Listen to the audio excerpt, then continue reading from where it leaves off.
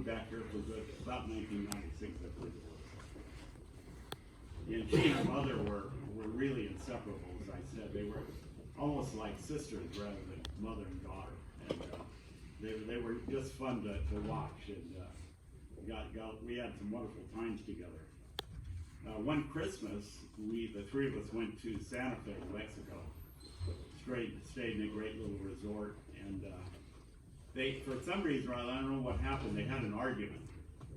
And we didn't want to spoil the weekend, none of us did, so I said, okay. So I herded them out to the hot tub, and it was probably like 20 degrees or something like that, air temperature. And so we had a great discussion, and they kissed and made up, and I don't think I ever saw them have too many angry words at all after that. They were quite something to watch. They would come over to the city when I worked there and have lunch once in a while. And one day we had lunch, and they were about ready to head back to the East Bay, and but there was a cat adoption downstairs in the lobby of Barksdale Center. And so naturally we ended up with another cat. And so they were sitting on the ground, I guess, playing with a cat.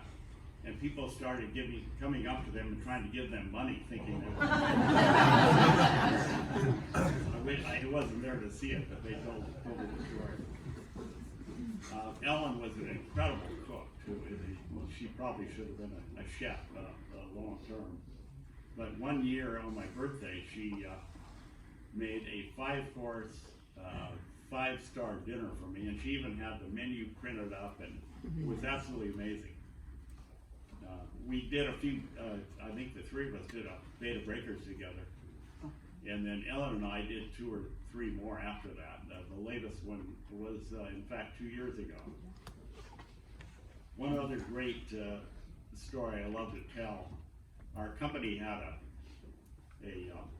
holiday party at the Exploratorium in San Francisco one year.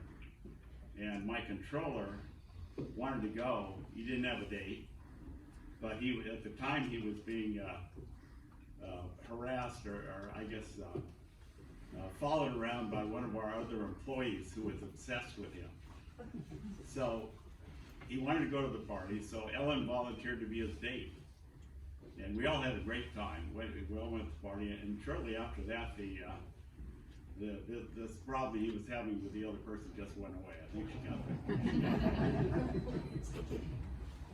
Ellen worked really hard. She worked in the restaurant industry for so many years, and I used to go have lunch with her wherever she was working, Bel Campo, or more recently, Brown Sugar Kitchen, El Canto over in the city. And she actually was, I think, again, should have considered being a chef at some point in time.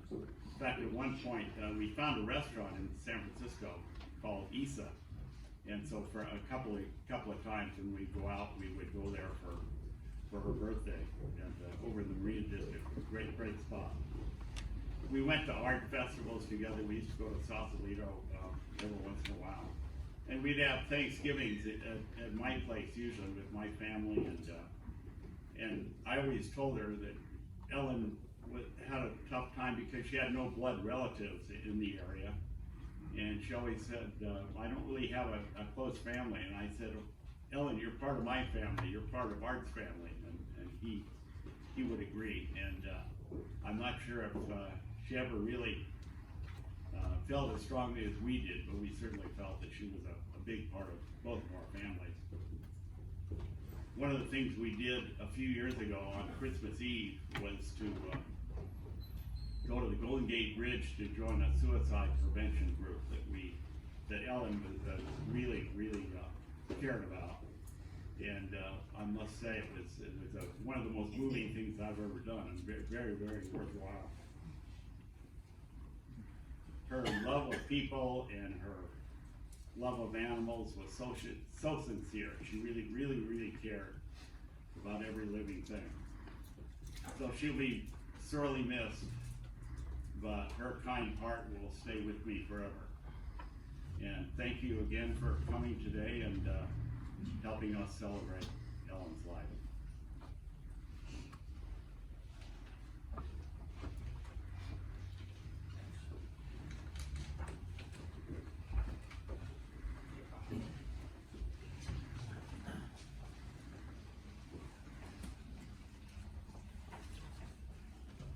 Hi, my name is Erin. I've known Ellen since I was 18. We worked together, we were friends, we were family, and at one point we went back to school as grown-ups and took an English class together, and this is from our favorite poet.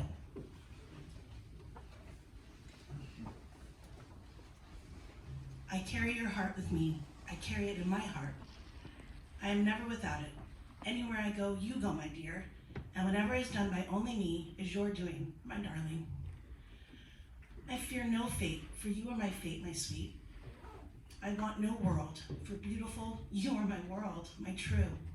And it's you are whatever a moon has always meant, and whenever a sun is always saying, is you. And here's the deepest secret that nobody knows. Here's the root of the root, and the bud of the bud, and the sky of a tree called life, which grows higher than the soul can hope, and the mind can hide. And this is the wonder that's keeping the stars apart. I carry your heart, I carry it in my heart. Thank you.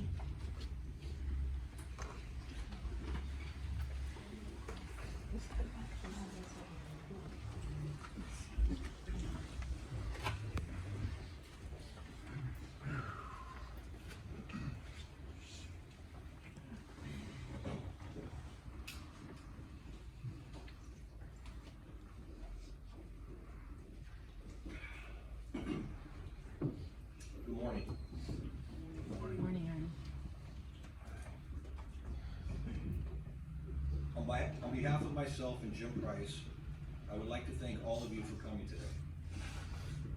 I would like to thank everyone who has been involved in planning this memorial and reception to honor my girlfriend, Ellen Peterson. It would be impossible to mention everyone who helped, but for those of you involved, you know who you are, and I thank you. However, I would be remiss if I didn't single out two people who played an important role in making today possible. Aaron Brown and Judy Tansey. Ellen loved both of you very much, and I am forever in your debt for undertaking this event. Thank you so much. I'm not a great public speaker, so please bear with me as I try to pay tribute to Ellen. For those who don't know me, my name is Art Hammond, and I'm Ellen's boyfriend.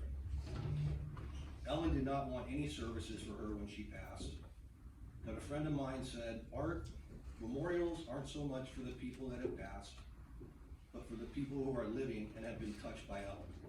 Thank you, Shelley. So Ellen, if you're upset with me, I apologize.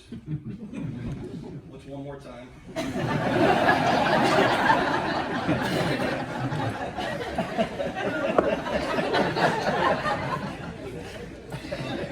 But I felt you deserved a proper send-off.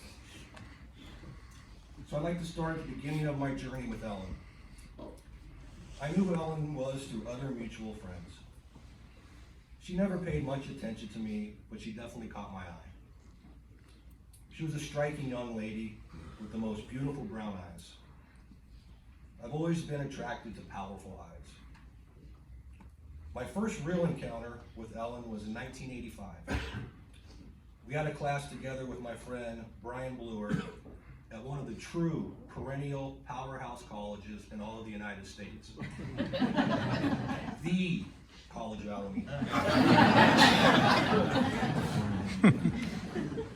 It was a political science class taught by Les Margulies. Basically, Mr. Margulies loved to lecture 4 days a week and then spring a pop quiz on us. Ellen used to sit in the row next to me, one seat behind me on my right side. Again, she didn't pay much attention to me until one day after our third pop quiz results.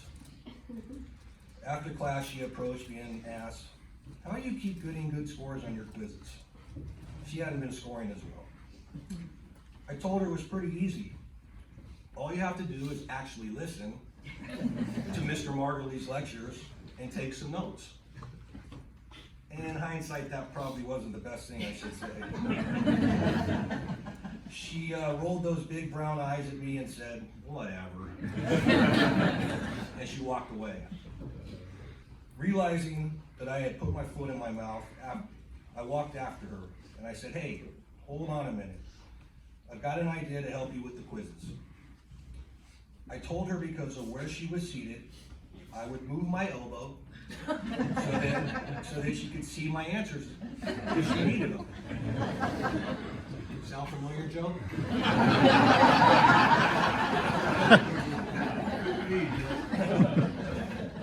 Anyways, at the end of the first semester, we got our grades, and can you believe this? She got a better overall grade than me. Mr. Margulies must have liked her beautiful brown eyes as well. We didn't stay in touch after that semester until February of 2007, when she came to a bar I was at. Anyone care to guess which bar? Yes, it was McGee's. My home away from home. I was invited to a surprise party for the Dice Master, Chris Peterson, no relation to Ellen. The thing about this party, which was awesome, was that if you were invited, you were given a wristband, and you got to drink for free. What a great concept. I had been there for a few hours when Ellen walked in with her friend Paul. They sat at the end of the bar near the windows. They weren't invited to the party, but the bar was still open to the public. They ordered and paid for their drinks. I was about 4 seats away, and once again, she paid no attention to me. Then I got an idea. I asked Glenn, the bartender, to get them their next 2 drinks on me. I mean, on my wristband.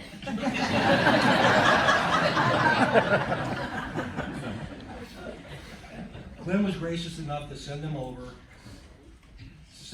to her, and he rolled his eyes and said, "Ladies, the man sitting there, Artie, wanted to get you your next drinks." Ellen looked right at me and said, "Sorry, Mom, for the language." She said, Do you even know who the fuck I am?" Like, wow.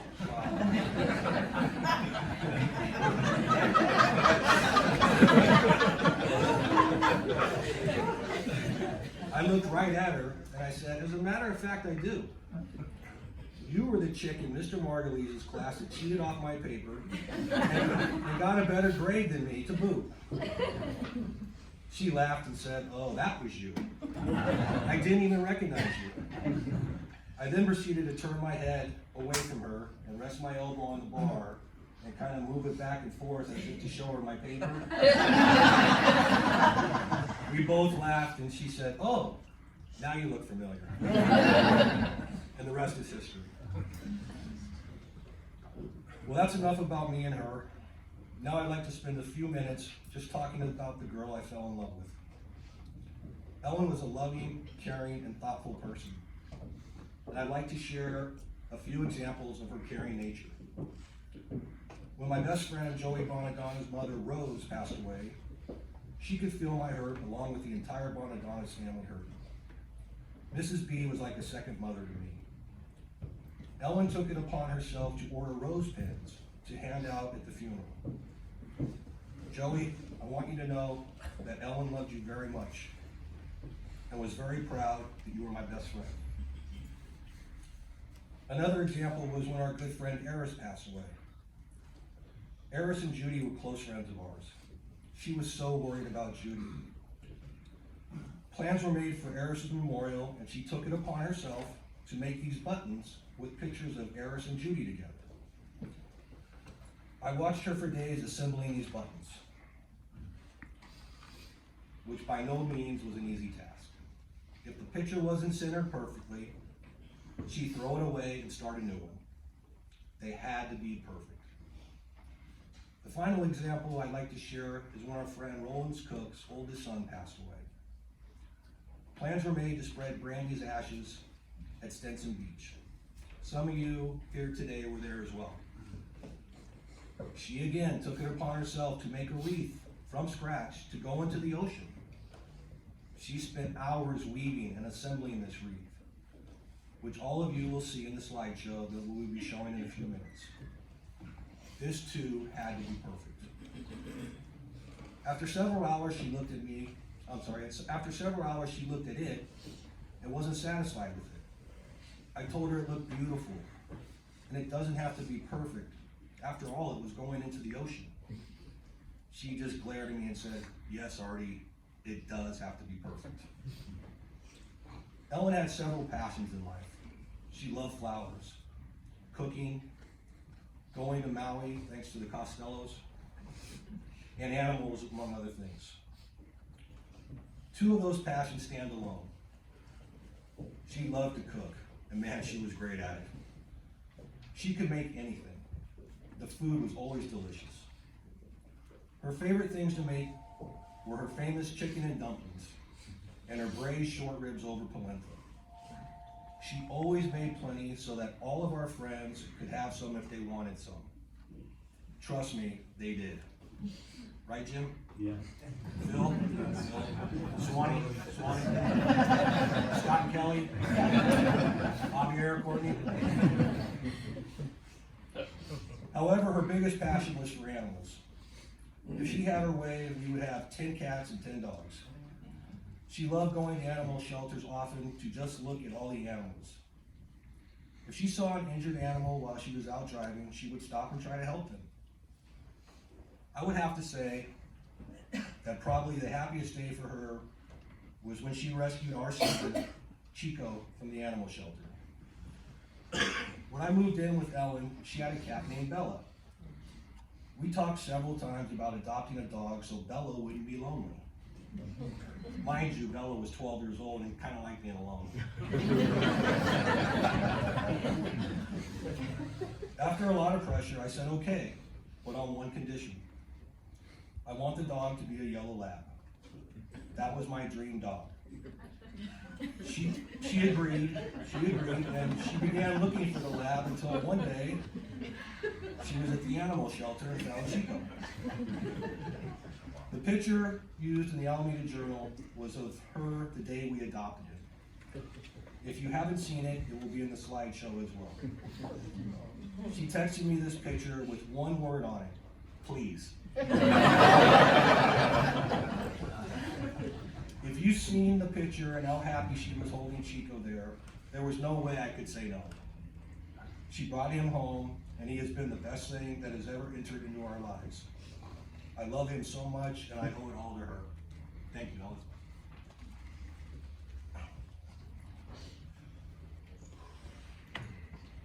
As all of you are aware, people have good days and bad days. Ellen had hers as well. Her father, Paul Peterson, was an Army Ranger. He flew medevac helicopters in Vietnam.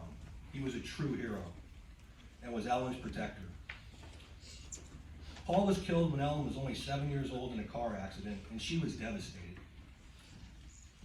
He was her world, and we often talked about him, and I could see it in her eyes how much she missed him. Her mother, Isa, passed 14 years ago. Isa was a stunning lady. This crushed her as well. Ellen has no siblings, and her nearest relatives are all the way back in Attica, New York. Jim Price, who spoke earlier, was Isa's boyfriend at the time Isa passed. Ellen remained close to Jim and considered him her surrogate father. Jim, I know you know this, but she loved you very much.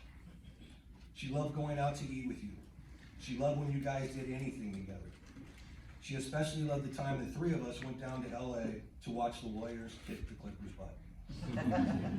Thank you, Jim, for being there for her. I love you, buddy.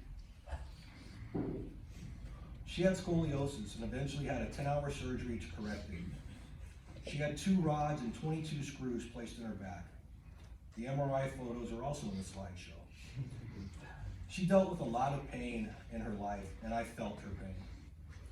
She often said that she wasn't made for this world, and I told her that if anyone was made for this world, it was her. I told her the majority of people, as well as myself, would be complaining every day if we had all that hardware in our backs. She didn't complain. She was a talented, hard-working woman and did the best she could. Like any couple, we had our fair shares of up and down. She had a huge fear of abandonment. I had to constantly remind her that no matter what had happened between us, I would not abandon her, no matter what. We went down to LA the week before Thanksgiving, just the two of us. My friends Kelly and Mona have an awesome condo down there. We had a great time, and Ellen truly loved their place. Mo, thank you so much for allowing us to stay there, as those 4 days truly made Ellen happy.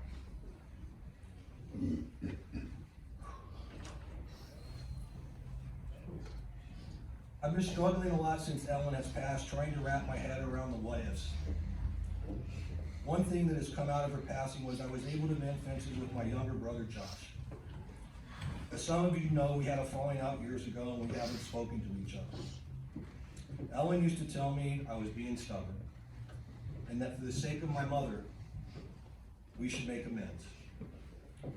She told me that she didn't have any siblings and that family is so important.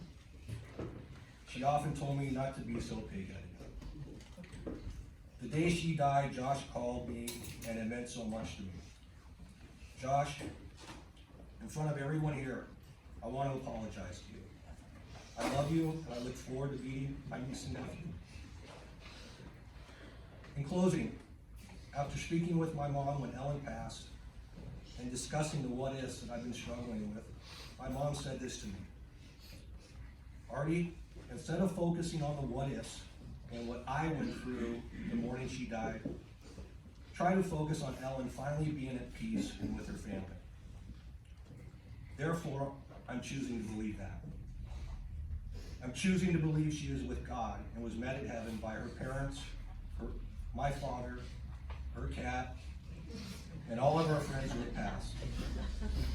I'm choosing to believe she is up there in the kitchen right now making chicken and dumplings for all of them, and they are sitting around enjoying her food.